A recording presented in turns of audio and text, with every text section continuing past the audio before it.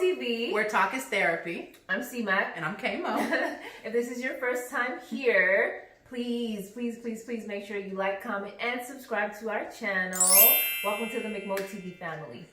So today's topic, we're going to tackle red flags. I like it. I think this will be fun. What type of red flags are we talking? Red flags when you're like dating someone, red flags when you're in the courting phase? Yes, red flags in the courting phase. Okay. When you're trying to figure someone out, how do you know? I think a lot of us and we're talking wonder. the guys, like when we're dating, not Yes. in like friendships or Correct. okay. Dating a guy. How do you choose and Or pick girl. out or girl? True, because we do have male followers. Hi guys. Hi. How do you pinpoint the red flags for you? And everyone's red flags are different. Yes. Okay. Red flags. So inconsistency is a big red flag off rip.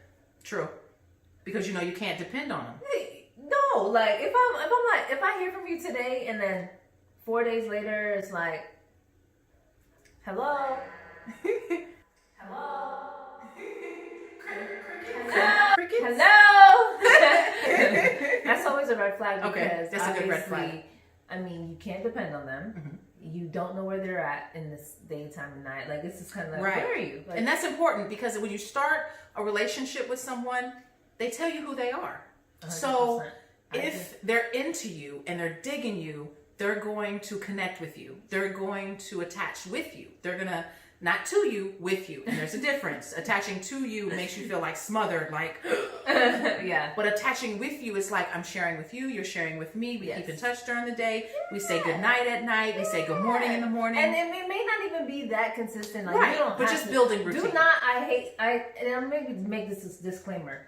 I do not think that guys and girls need to say good morning every morning or good night every night. Right. But I think that sometimes throughout the day, if you're dating someone or getting to know someone, they definitely, or you guys need to be communicating at some capacity. Touch points. Let them know I'm thinking about you. Yeah, like what? That's simple. And that's how you know someone is trying to bring you into their life.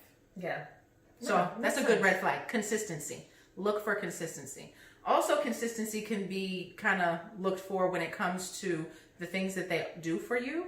So if someone comes in at the beginning of the relationship and they're doing a whole bunch, not the relationship, let's say the courting phase, and they're doing a whole bunch. They want to take you out. They want to go shopping with you. They want to, you want to take a step back and see if that is a red flag. That could lead to a red flag situation. Yeah. Because someone who pours everything out, almost team too much at the beginning, you wonder if they're going to run out, Well, right? I think it just depends on the connection because I feel like I just had a thought about me being team too much sometimes. Like, just because, like, if I really, because it takes a lot for me to like someone. So when I get to the point where I'm like, oh my God, I like him. Like, I just feel like I just automatically become team too much. I'm just like, let me check on you. Like, can we hang out today? Can we hang out tomorrow? And what about the day after that? Now you're being team too much. Like, so it's like, I think that's cute. I don't think that's team too much. What I'm talking about team too much is when a guy puts on overkill or when a girl puts on overkill to try to be someone they're not at the beginning because they realize that you may be a little bit above their standard. yeah. And then they start to not be able to keep up after month 2 or month 3. I think you have to watch out for things like that. It's unintentional, and it really sometimes comes from the best of intentions with the person. This red flag is something that I don't think is malicious. I think people just try to put their best forward at the beginning, but in order to not end up with someone who you may have to split up with later, and who's a wonderful person, by the way, wonderful person, but who you may have to split up with later, you need to make sure that they're not being team too much for the wrong reasons. Okay, that's fair. What else? Red flags. A red flag for me would probably be, Lack of communication. oh my God, Lack of communication. that is a big red flag. Like, red flag alert. Okay, like, especially when you talk to that person and they're like they know they can talk, you know, and they'll Very articulate. It's an earful. Like you're like, okay, you done? But then they somehow don't know how to communicate. That's weird. Like, how can you talk so much and not know how to communicate? But maybe sometimes people talk a little, but even in any shape or form, whatever type of communication you need to do to articulate how you feel when you're dating someone, you need to be able. That's the bare minimum of it. Like, articulate how you feel. How's it Thoughts, going? feelings. And I'm not talking about. I know that guys hate talking and they hate like, letting your emotions out. I'm just like, I'm not talking about. I don't need you to get too deep. What I need is to know how you're feeling. I need to know how are we right now at this point in time. Right. Like, you know what I mean? And if you make a decision, ladies, gentlemen, if you make a decision in a relationship or at the beginning of a relationship or at the beginning of meeting someone, if you realize something within yourself, you need to communicate to that other person. Yeah. You can't just leave that person out there. It's unfair. Mm-hmm. You putting that other person in a cliffhanger position not to know where they stand, and they actually may jump. And you don't want them to jump. Yeah. So communication, it's key. And you have to learn what type of communicator you are. If you're the kind of person that communicates your emotion openly, you wear it on your sleeve, you can see it on your face, Yeah. it shows in your attitude, Yeah. then you're easier to read. Right. If you meet someone who is not easier to read, then they have to be a excellent verbal communicator. Oh, I feel this absolutely. way. Yes. This makes me feel that way. I like this. I don't like that. Because if they don't have that communication skill, it's going to put you in a position to sometimes be on the bitter end of the stick. Yeah. I mean, I feel like you're gonna know all my any red flags you're gonna know immediately. You're gonna be like, that's a red flag, because I personally am so open. I'm just the type of person that I can't think about like strategize how I want to be. Like, I just want to be myself. I want to be free to just be happy or sad or whatever, like in that moment. You know what I mean? So I don't want to have to be guarded and thinking about this or that. Like, I'm just like, I agree. Here's this is me. Here you go. Hot. Hey. I love it. Yep. But I don't know. What are other red flags? So let's see. I think some red flags, another red flag that you can kind of may or may not matter depending upon the situation. What is their relationship with their family? Oh, that's a good one. Do they have a hard relationship with their family? How do they treat their mother? How do they treat their father? How do they treat kinships? Yes. That is going to kind of give you a clue on how they build relationships and how they see relationships. Yes, I 100% agree. No, I definitely think the relationship with your family is important. Yeah. I actually never introduce people to my family for that reason. I like to protect my family because I think my family is so special to me. They are so loving, so welcoming. So if I'm gonna introduce you to my family, that means you gotta be the one. You have to you have to be important to me. Like, I have to have vetted through you. Got you. We spent a lot of time together. I feel like I'm comfortable enough to introduce you to my family, because my family is the type of family that welcomes you with open arms, like, here, like, oh my God, you hungry? You want a drink? Whatever, like, So, and then if we stop dating or whatever, they're gonna talk about you and ask you about you all the time, because that's the type of family that I was raised in. So I think the relationship with your parents, your friendship, like all of those types of relationships, how you treat other people is definitely a big red flag. So that's a key indicator. Make sure you're looking out for that, because. That's really, I think that's one of the top ones. Oh, 100%. And kind of let me give you an example of why that's the top one, because I actually had a situation where I introduced someone to my family too early, because they put on a really good, that I say it's the 3-month mask. Everybody has that 3-month mask that they put on at the beginning when they first meet you. Yeah. And I was just like, oh my gosh, wow, you're a really, really awesome person. And I fell for it. Yeah. It was one time that I let down my guard, and I fell for it. And I introduced them to my family, and they ended up being a horrible person. And my family had to go through that with me. And trust me, I would rather go through that by myself than to drag my family through it. So that's a little side tip. Don't introduce someone to your family who you love and who you know will take care of a stranger and who you know will attach themselves to people that you know. Don't introduce someone to your family until you've done your homework and researched these red flags. Yeah, that's a good point. I think so. Another red flag for me, I think, probably how they carry themselves as far as like health wise, you know, like True. do you like Very true. do you just eat a bunch of fried foods every day? Are you drinking soda every day? Are you health conscious? Do you work out? Do you work out? Do you like to work out? Do you smoke? Do you drink? How often do you do these things? Big red flags. Yeah, definitely. I think that you have to find someone who's on your level, number one, your level of energy and motivation when it comes to health. Yeah. You'll have a lot of difficulty in a relationship if you, not difficulty, but there will be challenges if you're with someone who is on a completely different physical level than you.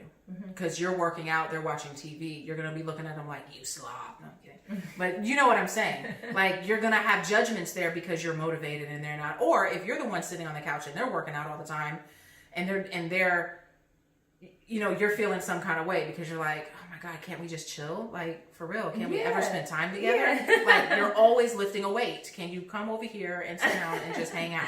So there's going to be those struggles. You want to try to vet through that information as well to see. No, yeah, that's a big deal for me. I think that you should take care of your body. You know what I mean? That's your temple. Your body is your temple. No, your body is your temple, and you should take care of your body. Watch how much you drink. Watch how much you smoke. Definitely. If you're a smoker or whatever the case may be.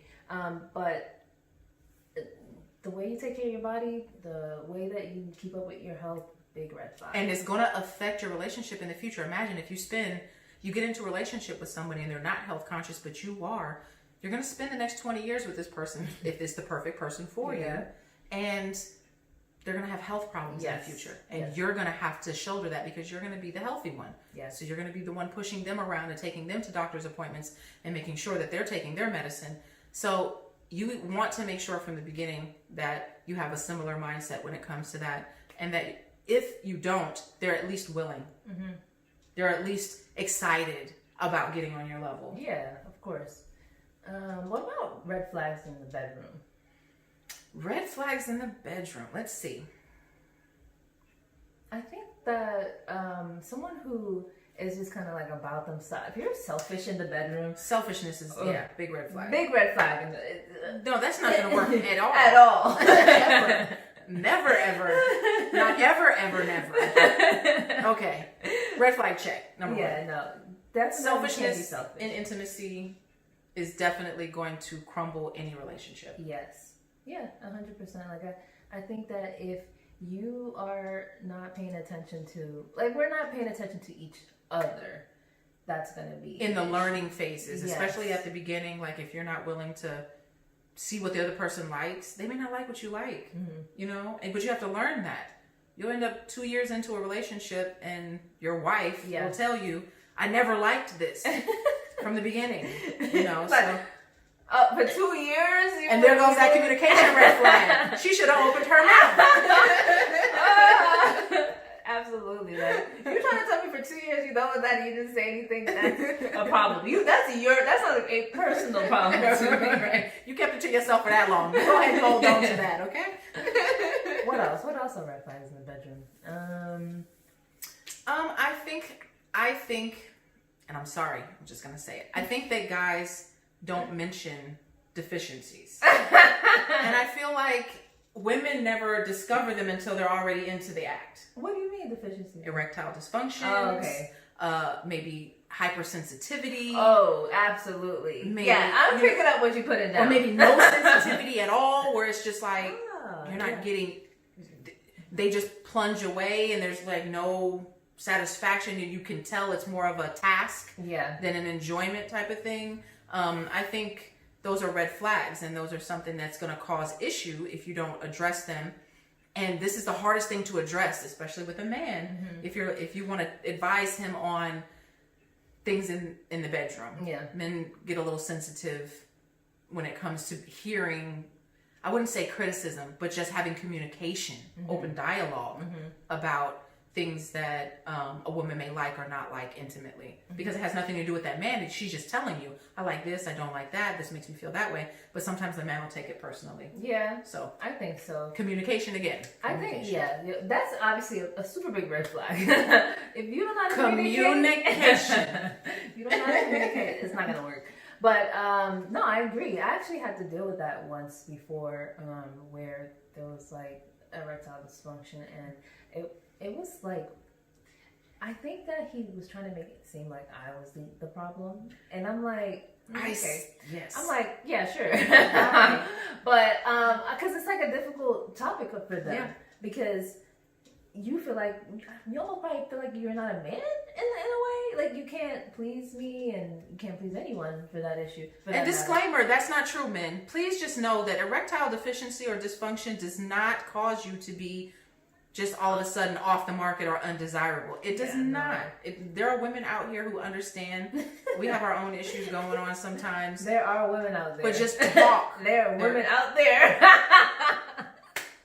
Just talk to your woman, not this one, but talk to your woman, okay, about the situation. No, I'm just kidding. We're kidding. But seriously, I'm understanding of 100%.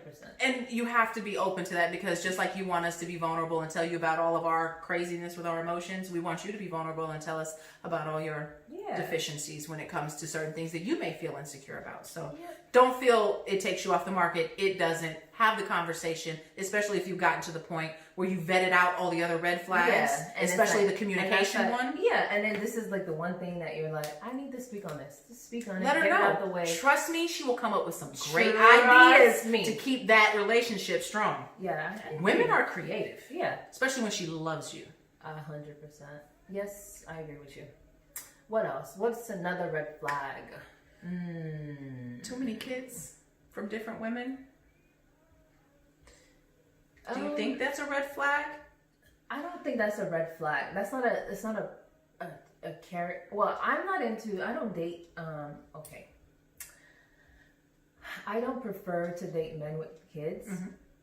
So, I wouldn't really call it a red flag, because that's like a deal breaker. That's a deal breaker for you. So, I feel like to get to a point of red flags, I mean, I'd have to have said, I like you, we're, vibing out, and this is not a thing. You know what I mean? Right. But right now, like, you having kids, that's open and in the open. That's, to me, not a red flag, because it's just a deal breaker. Okay, so in my realm, it's a little bit different, because I have been married and I have kids of my own.